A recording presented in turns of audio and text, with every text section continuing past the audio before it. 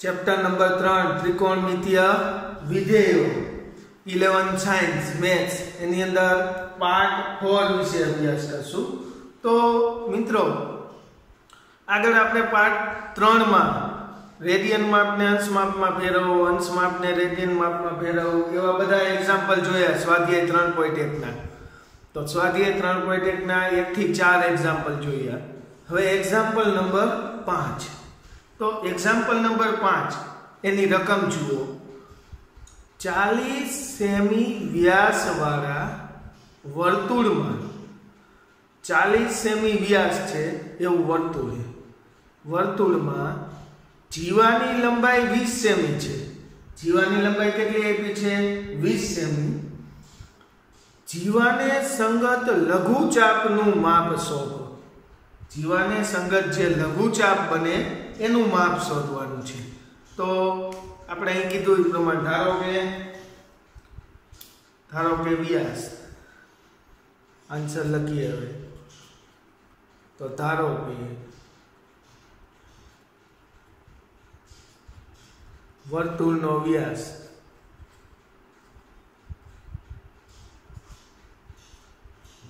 d બરાબર 40 semi છે। वर्तुळનો व्यास व्यास એટલે इंग्लिश में डायामीटर कहेवाय। एना उपरथी हूँ d लखूं। d बराबर केटला छे 40 सेमी छे। तो माटे त्रिज्या केटली थाय? तो त्रिज्या व्यासनी अर्धी होय। तो माटे वर्तुळनी त्रिज्या r बराबर केटला थाय 20 सेमी थाय। हवे जुओ आकृति दोरूं तो विशेष ख्याल आवे आपने बराबर। 40 सेमी व्यास वाळुं वर्तुळ है।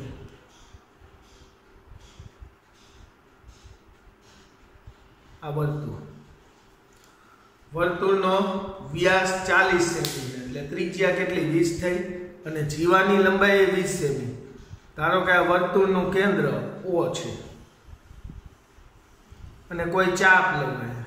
આ ચાપ છે, ચાપ AB। તો O થી A નું અંતર એટલે વર્તુળની ત્રિજ્યા થાય આ। O થી B નું अंतर तो आ पण वर्तुळनी त्रिज्या थाय r। हवे जीवानी लंबाई 20 सेमी आपी। आने संगत जे जीवा थाय ए जीवा आ A થી B ने जॉइंट करो। A થી B ने એટલે आ जीवा थी। जीवानी लंबाई केटली आपी छे? तो जीवानी लंबाई 20 सेमी आपी छे। आ 20 सेमी छे। तो आ त्रिज्या पण केटली छे 20। आ 20 त्रिज्या पण 20। आ 20 आ जीवा 20 आ 20। तो आ त्रिकोण गणू AOB त्रिकोण लो तो बधी बाजू 20 20 20 थाय એટલે આ સમબાજુ ત્રિકોણ થાય થાય કે નહીં? તો જો અહીં ત્રિજ્યા એટલે કે OA બરાબર OB બરાબર R बराबर 20 सेमी छे। 20 सेमी छे बराबर।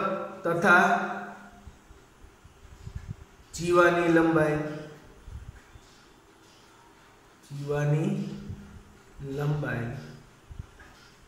AB बराबर 20 सेमी छे। तो माटे आकृति परथी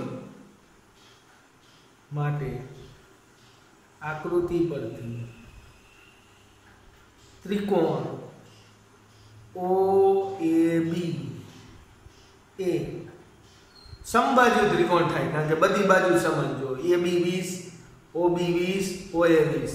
तो त्रिकोण OAB समबाजू त्रिकोण थाय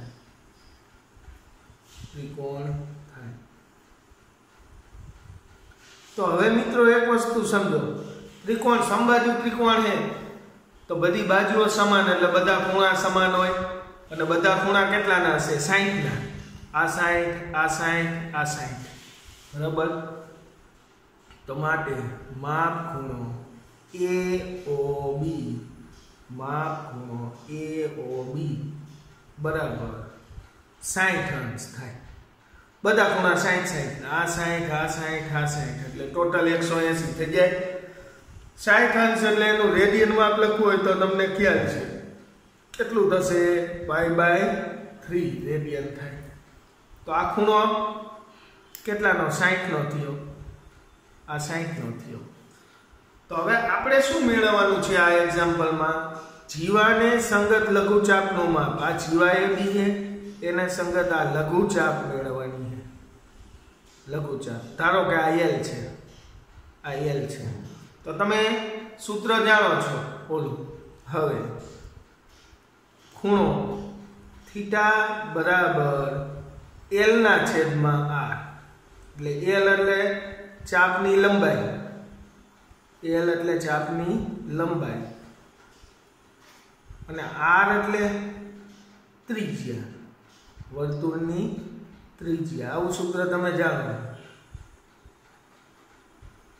શું L એટલે ચાપની લંબાઈ R એટલે વર્તુળની ત્રિજ્યા અને થીટા એ રેડિયનમાં હોય આ ખૂણો થીટા આ વર્તુળની ત્રિજ્યા R અને આ ચાપની લંબાઈ L તો હવે સૂત્ર તમે જાણો છો થીટા બરાબર L ના છેદમાં તો અહીં જો થીટા કેટલો છે π/3 રેડિયન વર્તુળની ત્રિજ્યા આપી છે કેટલી 20 સેમી તો આપણે L મેળવવાના છે તો L મળી જાય કે નહીં તો L ને કરતા બનાવો તો માટે L ને કરતા બનાવો તો R અંશમાં થાય તો L બરાબર R ગુણ્યા થીટા તો R એટલે મૂકી દો 20 ગુણ્યા થીટા એટલે કેટલા π/3 તો આમ જવાબ શું આવ્યો 20 π/3 સેમી આટલો જવાબ આવે ફરી જોઈએ એક્ઝામ્પલ નંબર 5 એની અંદર શું આવ્યું હતું તો 40 સેમી વ્યાસવાળા વર્તુળમાં જીવાની લંબાઈ 20 સેમી છે તો જીવાને સંગત લઘુચાપનું માપ શોધો આવો એક્ઝામ્પલ છે તો વ્યાસ 40 છે તો વર્તુળનો વ્યાસ d બરાબર 40 છે તો ત્રિજ્યા કેટલી થાય તો ત્રિજ્યા વ્યાસની અડધી હોય ને તો r બરાબર કેટલા 20 સેમી તો r એટલે આ ત્રિજ્યા કેન્દ્ર O થી વર્તુળ ઉપરનું બિંદુ A ઈ અંતર OA ત્રિજ્યા આ OB એ ત્રિજ્યા થાય તો માટે OA બરાબર OB બરાબર r બરાબર 20 સેમી તથા જીવાની લંબાઈ તો આ જીવાની લંબાઈ AB એ પણ કેટલી 20 સેમી તો આ 20 આ 20 એનો અર્થ ત્રિકોણ AOB કેવો સમબાજુ ત્રિકોણ થયો બધી બાજુઓ સમાન તો માટે આકૃતિ પરથી ત્રિકોણ OAB એ સમબાજુ ત્રિકોણ થાય માટે માપ ખૂણો AOB બરાબર કેટલા 60 સમબાજુ હોય એટલે બધા ખૂણા હરખા 60 તો 60 અંશ તો આપણે આ સૂત્ર થીટા બરાબર L/R છે તો એમાં રેડિયન માં હોવો જોઈએ ખૂણો તો 60 અંશ એટલે રેડિયન માપ કેટલું થાય π/3 તો હવે સૂત્ર થીટા બરાબર L/R L ના કરતા બનાવો તો R અંશમાં આવે તો માટે L બરાબર R ગુણ્યા થીટા R એટલે 20 ગુણ્યા થીટા એટલે કેટલા π/3 તો જવાબ શું આવ્યો 20 π/3 સેમી આ લઘુચાપ L નું માપ આવ્યું બરાબર માટે લઘુચાપનું માપ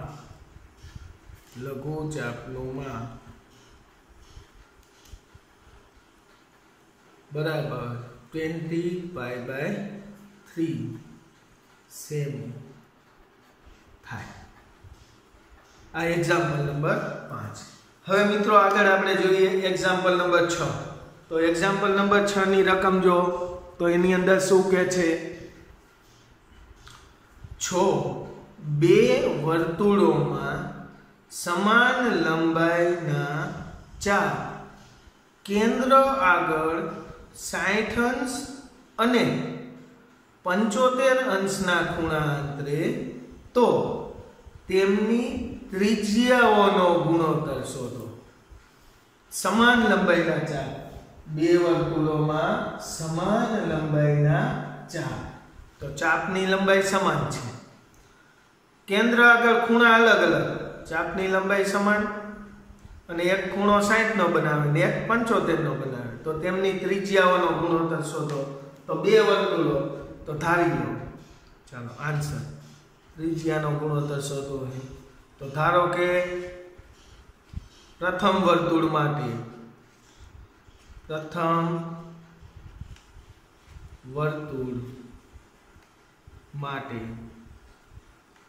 ત્રિજ્યા બરાબર હું R1 લઉં. ત્રિજ્યા કેટલી? R1 તથા ચાપની લંબાઈ બરાબર L જ લઉં, કારણ કે બંનેમાં સમાન લંબાઈના ચાપ કીધું એટલે ચાપની લંબાઈ સમાન છે એટલે બેમાં L લઉં. પ્રથમ વર્તુળ માટે ત્રિજ્યા R1, ચાપની લંબાઈ L તથા ખૂણો લઉં બરાબર θ1 લઉં. θ1 અને એ આપેલો છે કેટલો? 60 અંશ. ખૂણો કેટલો આપ્યો છે? 60 અંશ બરાબર.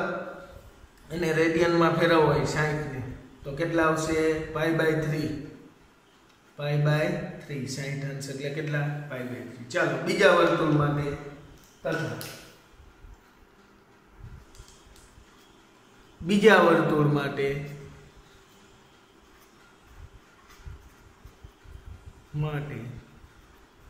ત્રિજ્યા બરાબર R2 તથા ચાપની લંબાઈ બરાબર L.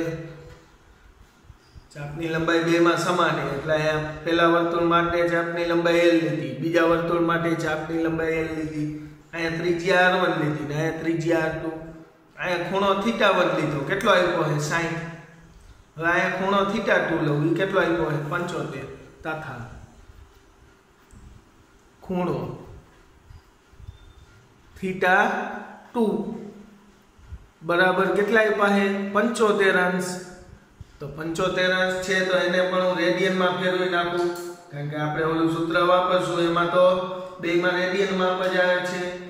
તો 75 અંશ, તો અંશને રેડિયનમાં ફેરવવા છે તો 75 ગુણ્યા રેડિયનમાં ફેરવવા માટે કેટલા? π/180 વડે ગુણો. π/180 વડે ગુણ્યા. તો હવે જુઓ મિત્રો, અહીં છેદ ઉડે છે તો છેદ ઉડશે. હા, તો કેટલા એ ઉડે? તો આ 15 પંચા 75, 15 પંચા 75 અને 180 એટલે 15 12 180. અહીંયા 12 ગુણ્યા 15 થાય, 180 એટલે 12 ગુણ્યા 15 અને 75 એટલે 5 ગુણ્યા 15. તો 15 15 કેન્સલ. તો θ2 કેટલા આવ્યા? ઉપર 5 π/12. તો θ2 રેડિયન માપ કેટલું આવ્યું? હાઈ π/12. તો હવે પ્રથમ વર્તુળ માટે સૂત્ર કયું આવે? θ1 બરાબર L/R1 તથા બીજા વર્તુળ માટે સૂત્ર લઉં θ2 બરાબર L/R2.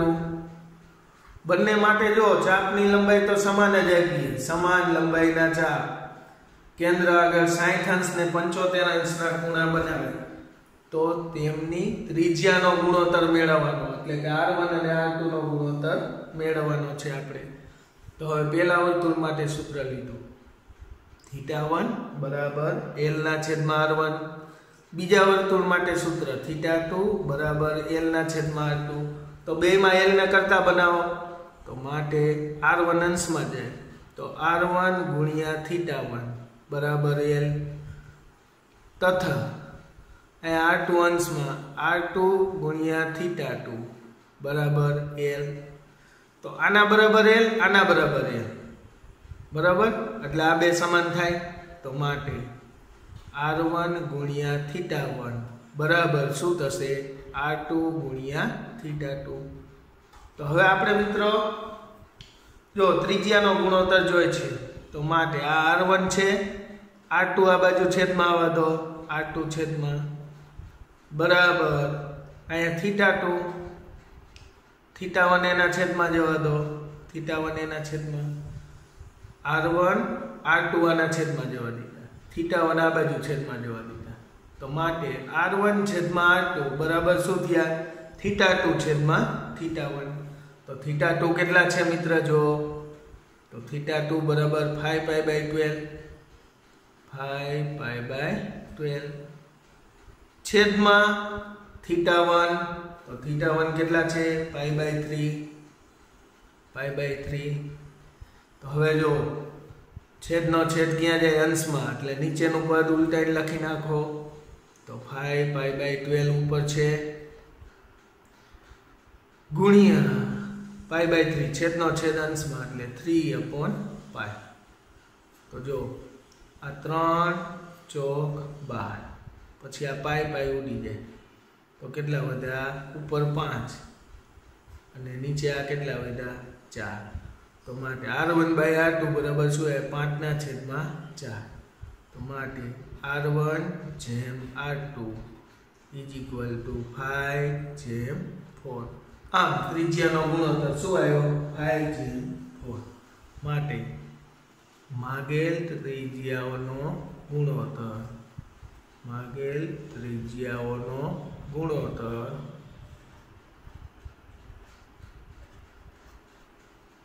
માગેલ ત્રિજ્યાનો ગુણોત્તર 5/4 થાય. ગુણોત્તર કેટલો થયો? 5/4. ફરી મિત્રો જો એક્ઝામ્પલ નંબર 6. જો બે વર્તુળોમાં ત્રિજ્યાઓનો ગુણોત્તર સમાન હોય, બે વર્તુળોમાં સમાન લંબાઈના ચાપ, કેન્દ્ર આગળ 60 અંશ અને 75 અંશના ખૂણા, એટલે ખૂણાઓ અલગ અલગ છે, ચાપની લંબાઈ સમાન, તો તેમની ત્રિજ્યાનો ગુણોત્તર શોધો. તો પહેલા વર્તુળ માટે મેં ત્રિજ્યા r1 લીધી, ચાપની લંબાઈ l, કારણ કે બે માટે જો ચાપની લંબાઈ સમાન, તો બીજા વર્તુળ માટે ચાપની લંબાઈ l, અહીંયા ચાપની લંબાઈ l, અહીંયા ત્રિજ્યા r1 ધારી, બીજા વર્તુળ માટે r2, અહીંયા ખૂણો θ1, અહીંયા ખૂણો θ2. તો θ1 કેટલા આપ્યા? 60 અંશ. તો 60 અંશ છે તો એને રેડિયનમાં ફેરવો. તો 60 અંશ એટલે કેટલા? π/3. θ2 75 અંશ છે, એને રેડિયનમાં ફેરવ્યા, તો 75 ગુણ્યા રેડિયનમાં ફેરવવા, π/180 વડે ગુણ્યા, એટલે કેટલા આવ્યા? 5π/12. હવે પહેલા વર્તુળ માટે ઓલું સૂત્ર છે ને, θ બરાબર l/r. તો પહેલા વર્તુળ માટે θ1 બરાબર l/r1, બીજા વર્તુળ માટે θ2 બરાબર l/r2. r1 અંશમાં જવા દો, તો r1 ગુણ્યા θ1 બરાબર શું થાય? l. અહીંયા r2 અંશમાં જવા દો, તો r2 ગુણ્યા θ2 બરાબર l. તો l બરાબર આ, l બરાબર આ, તો આ l l, તો આ બે હરખા થાય. તો માટે r1 ગુણ્યા θ1 બરાબર r2 ગુણ્યા θ2. તો r2 આ બાજુ છેદમાં, θ1 આ બાજુ છેદમાં, તો r1/r2 બરાબર શું આવશે? θ2/θ1. θ2 5π/12 મૂકી દીધા, θ1 π/3 મૂકી દીધા, છેદનો છેદ અંશમાં એટલે 3/π. તો π ઉડી જાય, 3 ચોક 12, તો 5/4. તો માટે r1 જેમ r2 શું આવ્યા? 5/4. માટે માગેલ ત્રિજ્યાઓનો ગુણોત્તર 5/4 થાય. હવે મિત્રો એક્ઝામ્પલ નંબર 7 જુઓ, એની અંદર શું કહેવા માંગે છે. Example number 7. તો એક્ઝામ્પલ 7 માં જુઓ તો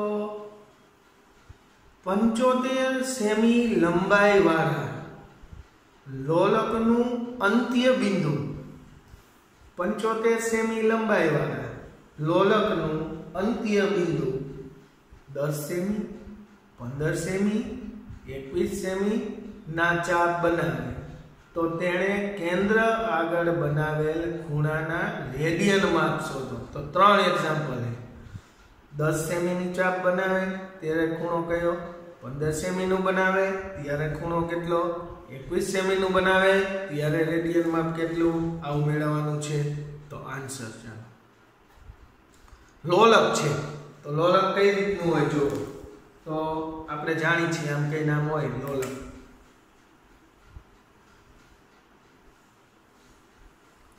આપણે જૂના જમાનાની ઘડિયાળની અંદર જોયું હોય તો આમાં લોલક, આમાં ડંકાવાળી ઘડિયાળ લોલક, સાદું લોલક. તમારે ફિઝિક્સની અંદર સાદા લોલકના પ્રયોગો આવશે. દોલનો કેટલા થાય, સાદું લોલક આમ કઈ નામ હોય, આમ કઈ ના લોલક આમ હોય ને, આમ કઈ ના આમ ફરે, બરાબર. આ સાદું લોલક થાય, આમ કઈ નામ ફરે. તો આ સાદું લોલક દોરું તો આમ કઈ નામ હોય, આ સાદું લોલક છે, આવી રીતના હોય, બરાબર. હવે આ રહ્યું સાદું લોલક, આમ ફરે, આમ ફરે એટલે ધારો કે આ બાજુ છે તો આટલે આવી, પછી અહીંથી આમ જાય, આમ ફરે, અહીંથી આમ જાય એટલે આવી, તો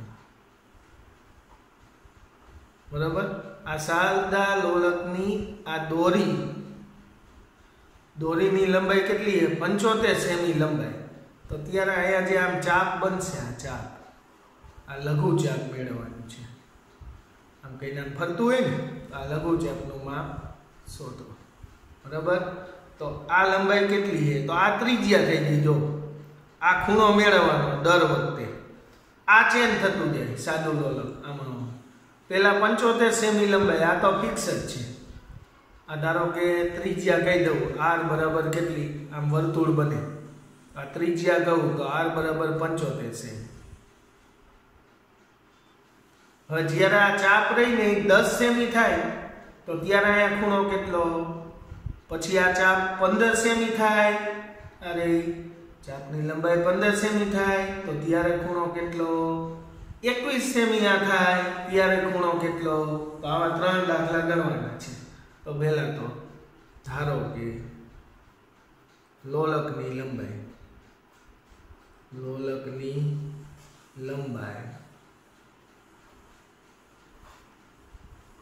r બરાબર 75 સેમી છે. r બરાબર 75 સેમી છે.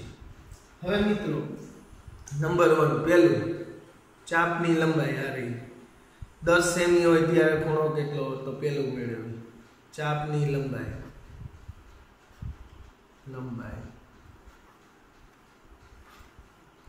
l બરાબર કેટલા? 10 સેમી છે. ચાપની લંબાઈ l બરાબર 10 સેમી છે. 10 સેમી લઉં, બરાબર. તો ત્યારે ખૂણો કેટલો થશે? થીટા. તો એ મેળવવાનો છે. હવે સૂત્ર તમે જાણો છો. હવે થીટા બરાબર સૂત્ર કયું? l by r. થીટા બરાબર l બાય r. તો l એટલે કેટલા? 10 સેમી. ત્રિજ્યા r એટલે કેટલા? 75 સેમી. તો શું જવાબ આવ્યો? 10/75. તો છેદ ઉડાડો તો અહીંયા ઉઠશે 5 દુ 10 ને 15 પંચા 75. તો કેટલા આયા? 2/15.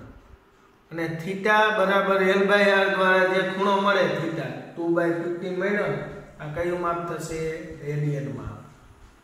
રેડિયનમાં મળે ખૂણો, બરાબર.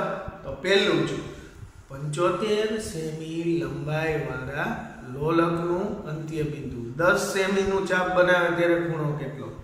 તો r બરાબર 75 સેમી આ લઈ લીધા. ચાપની લંબાઈ l કેટલી? આ 10 હોય ત્યારે ખૂણો કેટલો? તો એ મેળવે. હવે બીજું 15 સેમી હોય ત્યારે ખૂણો કેટલો? તો નંબર 2 ચાપની લંબાઈ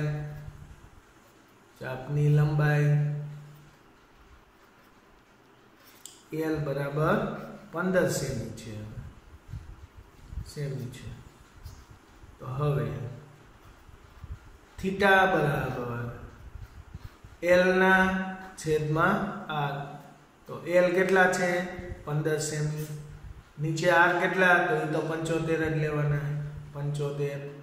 તો છેદ ઉડાડો ચાલો.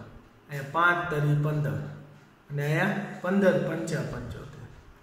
15 પંચા એટલે 15 ગુણ્યા 5 અને આ 3 ગુણ્યા 5 આમ થાય. જો 15 એટલે શું? 3 ગુણ્યા 5. 75 એટલે 15 ગુણ્યા 5 એટલે આ 5 5 ઉડી જાય. તો માટે થીટા બરાબર ઉપર 3 આયા, નીચે કેટલા? ઉપર 3 ને નીચે કેટલા? 15. હજી છેદ ઉડે 3 5 15. તો કેટલા? ઉપર 1 ને નીચે 5.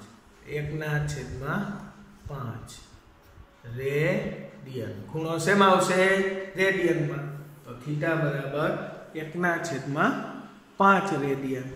ત્યાર પછી નંબર 3 21 સેમી હોય ત્યારે નંબર 3 ચાપની લંબાઈ L બરાબર 21 સેમી.